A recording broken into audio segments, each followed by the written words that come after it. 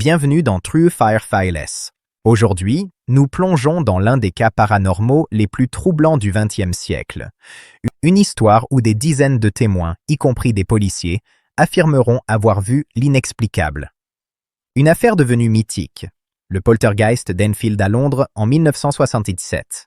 Tout commence un soir de septembre, dans une petite maison de la banlieue d'Enfield. Peggy Hodgson, mère célibataire de 4 enfants, tente d'endormir ses filles, Janet et Margaret, lorsqu'un bruit sec retentit, comme un fracas venu des murs. Au début, tout le monde pense à des tuyaux, à un meuble mal fixé, mais les coups reviennent. Toujours plus forts, toujours plus proches, et surtout, impossibles à expliquer. Les enfants affirment que leur lit vibre, que les jouets tombent, que les tiroirs s'ouvrent tout seuls. On pourrait parler de peur d'enfant, sauf qu'une voisine, venue vérifier, affirme elle aussi avoir entendu les coups. L'inquiétude s'installe, doucement mais sûrement. Quelques jours plus tard, quelque chose se produit dans le salon. Un lourd fauteuil glisse de plusieurs dizaines de centimètres. Devant témoin, personne ne le touche. Il se déplace seul. Peggy contacte alors la police. 2 agents se rendent sur place. Et là, l'un d'eux affirme dans son rapport officiel avoir vu une chaise bouger sans contact humain. C'est à partir de ce moment-là que l'histoire prend une ampleur nationale. La presse arrive, les voisins se regroupent devant la maison, et les phénomènes, étrangement, s'intensifient. Des jouets volent, les portes claquent, des voix murmurent dans le noir. La nuit devient un ennemi. Mais l'événement le plus dérangeant reste encore à venir. Une voix grave, rauque, gutturale, semble s'adresser aux enquêteurs. Le son provient de Janet. La jeune fille de 11 ans devient, malgré elle, la pièce centrale du mystère. These teenage sisters believe they're haunted by a poltergeist. I was going to ask the same question as I asked earlier. How many voices are there? 600. 600 the voices. I know the joke. How many really are there, Margaret? I think so far we've had 10 Three. sensible voices, but the rest of the names are absolute rubbish. Les enregistrements sont encore disponibles aujourd'hui. La voix ne ressemble en rien à celle d'une enfant. Elle parle en phrases structurées, insulte parfois, répond aux questions et semble avoir sa propre personnalité.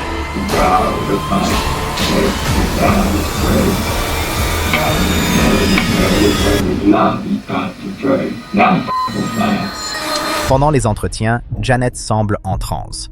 Les médecins essaient de comprendre. Est-ce une capacité vocale rare? Une dissociation psychologique? Ou quelque chose qui ne lui appartient pas? Personne ne parvient à trancher. Devant le chaos, 2 enquêteurs de la Society for Psychical Research, Maurice Gross et Guy Lyon Playfair, s'installent dans la maison. Pendant plus de 18 mois, ils enregistrent sons, témoignages, vidéos et photos. Ils captent des objets projetés à travers la pièce, des meubles renversés, des voix provenant de plusieurs endroits de la maison et même des mouvements impossibles à reproduire. Des caméras sont installées. Parfois, elles filment des phénomènes stupéfiants. Parfois, rien. Comme si la maison décidait quand se manifester. Et c'est là toute la difficulté. Chaque preuve existe, mais aucune n'arrive à convaincre tout le monde.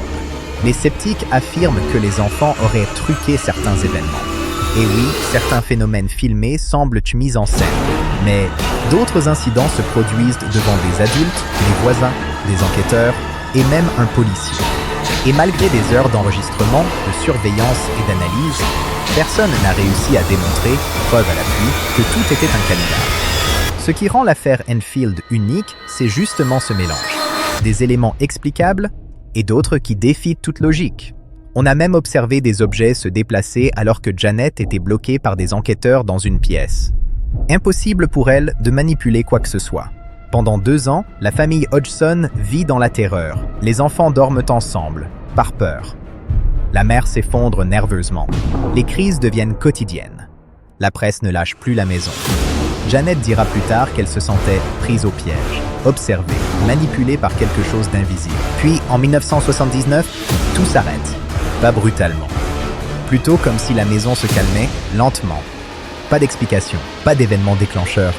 Juste La fin. Les enquêteurs quittent la maison, les caméras partent, et la famille tente de retrouver une vie normale. Mais pour ceux qui ont vécu ces nuits, rien ne sera jamais vraiment normal.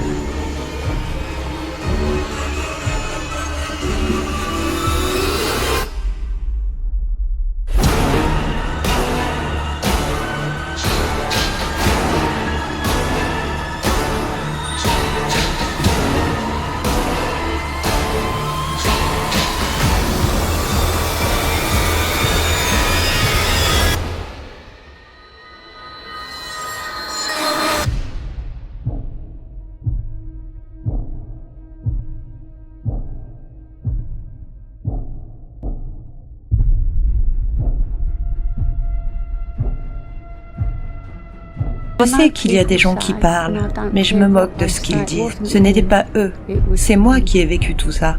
Je sais ce qui s'est passé et que c'était réel. Comment réagiraient-ils si ça leur arrivait? Moi, j'ai toujours gardé mon calme. Qu'on me soutienne que ce sont des mensonges ou encore autre chose. Je me pose pas trop de questions sur ce qu'il s'est passé. Alors, que s'est-il réellement passé à Enfield? Avons-nous assisté au plus grand cas de poltergeist documenté? À une illusion collective ou à une famille débordée, prise dans un engrenage qui les a dépassés? Peut-être ne saurons-nous jamais.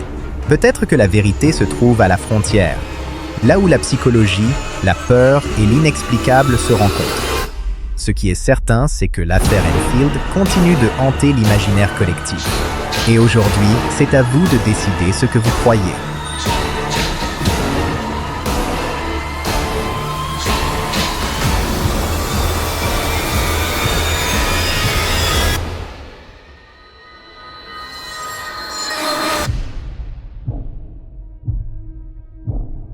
Merci d'avoir regardé True Fear Faceless. Si cette histoire vous a glacé le sang, dites-vous qu'il y en a encore d'autres.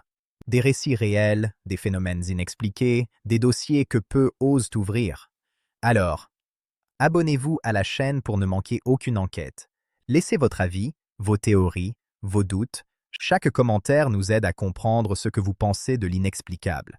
Et surtout, restez prudents, car parfois, les choses que l'on croit imaginaires sont simplement celles qui nous observent dans l'ombre.